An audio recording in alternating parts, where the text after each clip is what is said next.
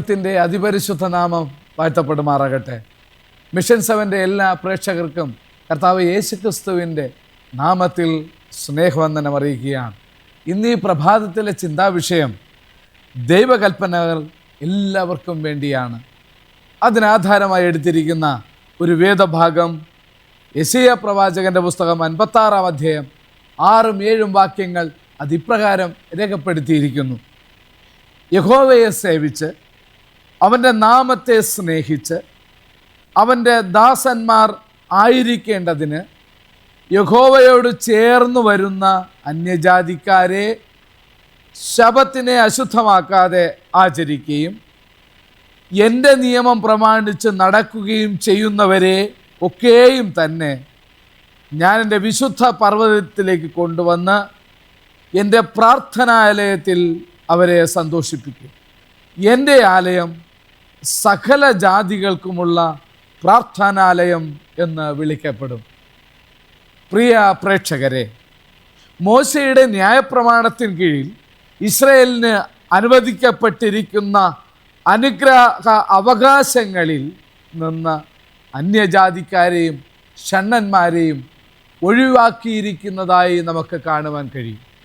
എന്നാൽ ഇത്തരം നിയന്ത്രണങ്ങൾ ഭാവിയിൽ അത് അവസാനിക്കുന്ന ഒരു കാലഘട്ടം വരുമെന്നും ഈ വാക്യത്തിൽ നിന്ന് നമുക്ക് മനസ്സിലാക്കുവാൻ കഴിയും. നമ്മൾ വിശുദ്ധ വേദഭാഗം ശ്രദ്ധയോടെ പഠിച്ചാൽ എല്ലാവിധ അരുളപ്പാടുകളും യഹൂദന്മാർക്ക് അല്ലെങ്കിൽ ഇസ്രായേൽ ജനത്തിന് നൽകിയിരിക്കുന്നു എന്ന് നമുക്ക് മനസ്സിലാക്കുവാൻ കഴിയും. എന്ന് വച്ചാൽ ദൈവത്തിൻ്റെ പ്രിയപ്പെട്ട ജനത്തിൽ ഇസ്രായേലിയൻ അല്ലാതിരിക്കുക എന്ന് പറഞ്ഞാൽ ദൈവത്തിൻ്റെ പ്രിയപ്പെട്ടവരിൽ ഉൾപ്പെട്ടവരല്ല എന്ന് വ്യക്തമാക്കുന്നു. എന്നാൽ ദൈവത്തിൻ്റെ വചനപ്രകാരം അവൻ്റെ ദിവ്യ അവകാശപ്രകാരം പുറം ജാതിക്കാരും ഷണ്ണന്മാരുമായവർ ഈ ന്യായപ്രമാണങ്ങളെ അനുസരിച്ച് ജീവിക്കുമ്പോൾ അത് ദൈവത്തിന് സ്വീകാര്യമായ ജനമായി മാറുന്നു എന്ന് നമുക്ക് മനസ്സിലാക്കുവാൻ കഴിയും.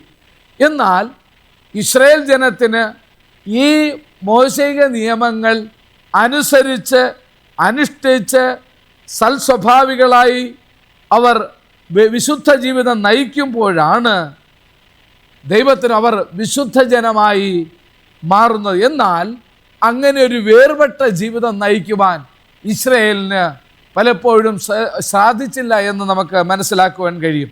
ദൈവത്തെ സ്നേഹിക്കുകയും അനുസരിക്കുകയും ചെയ്യുന്ന ദൈവത്തിന് മഹത്വം. എന്നാൽ ദൈവത്തെ സ്നേഹിക്കുകയും അനുസരിക്കുകയും ചെയ്യുന്ന അന്യജാതിക്കാർക്ക് ഇസ്രായേലിന് മാത്രമുള്ളതെന്ന് കരുതപ്പെടുന്ന സാവകാശങ്ങൾ ആസ്വദിക്കാൻ കഴിയുമെന്ന് പ്രവാചകൻ മേലുദ്ധരിച്ച തിരുവചന ഭാഗത്ത് രേഖപ്പെടുത്തിയിരിക്കുന്നതായി നമുക്ക് മനസ്സിലാക്കുവാൻ കഴിയും.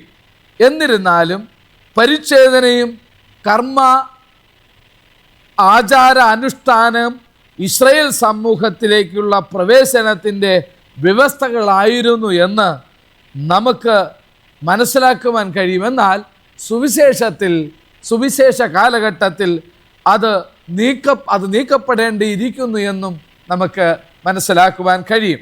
യെശയ്യാ 58 അതിൻ്റെ 1-ാമത്തെ ഭാഗത്തേക്ക് വരുമ്പോൾ അവിടെ ഇങ്ങനെ പ്രവാചകൻ രേഖപ്പെടുത്തിയിരിക്കുന്നു: ഉറക്ക വിളിക്ക, അടങ്ങിയിരിക്കരുത്, കാഹളം പോലെ നിൻ്റെ ശബ്ദമുയർത്തി എൻ്റെ ജനത്തിന് അവരുടെ ലംഘനത്തെയും യാക്കോബ് ഗ്രഹത്തിന് അവരുടെ പാപങ്ങളെയും അറിയിക്കുക.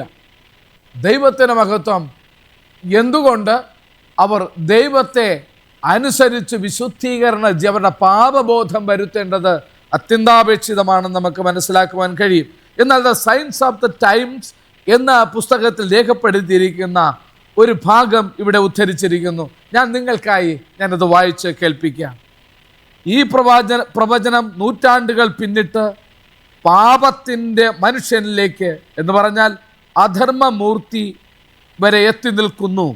അധർമ്മമൂർത്തിയാകട്ടെ ദൈവനിയമത്തിൻ്റെ തത്വങ്ങളെ ഇല്ലാതെയാക്കാൻ യഹോവയുടെ യഥാർത്ഥ ശബത്തിനെ ചവിട്ടി മെതിച്ച് അതിൻ്റെ സ്ഥാനത്ത് തൻ്റെ സൃഷ്ടിയായ ഒന്നിനെ ഉയർത്തുവാനും എല്ലാ ശ്രമവും ചെയ്തു.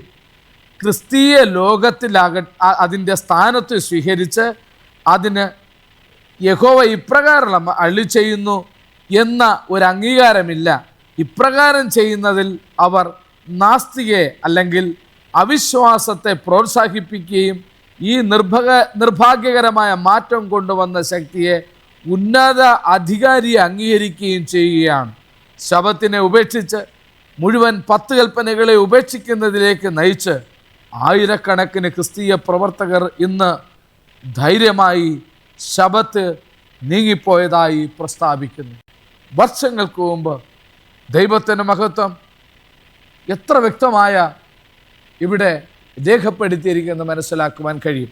അതുകൊണ്ട് പ്രിയ ശ്രോതാക്കളെ, ദൈവത്തിൻ്റെ മഹത്വം ദൈവത്തിൻ്റെ കൽപ്പനകൾ അനുസരിക്കുന്നതിലൂടെ ദൈവത്തിൻ്റെ മഹത്വം അവൻ്റെ വിശുദ്ധമായ ജനമായി തീരുവാൻ നമുക്ക് സാധിക്കും.